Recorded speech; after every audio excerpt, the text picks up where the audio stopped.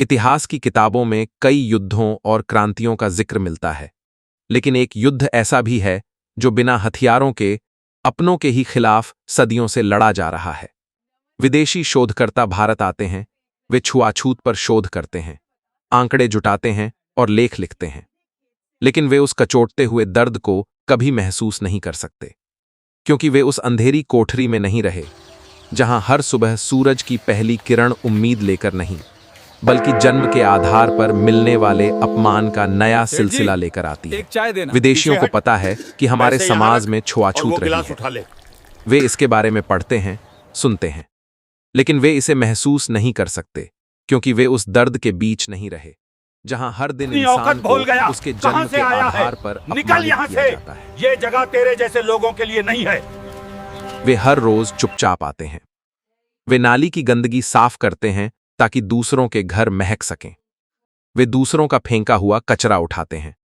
वे तपती धूप में दूसरों के खेतों में पसीना बहाते हैं, लेकिन जैसे ही काम खत्म होता है वे फिर से अछूत हो जाते हैं।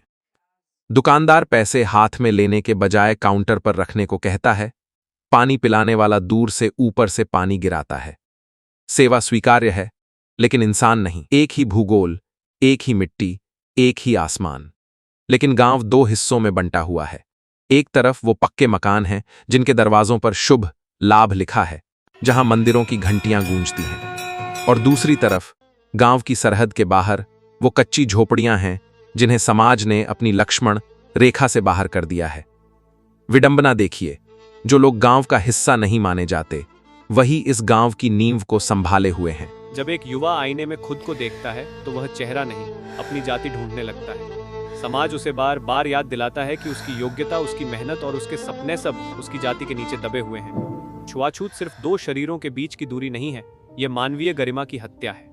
यह समाज को भीतर से खोखला कर देती है, क्योंकि जब हम किसी इंसान को नीचा दिखाते हैं तो असल में हम खुद अपनी मानवता को गिरा रहे होते हैं।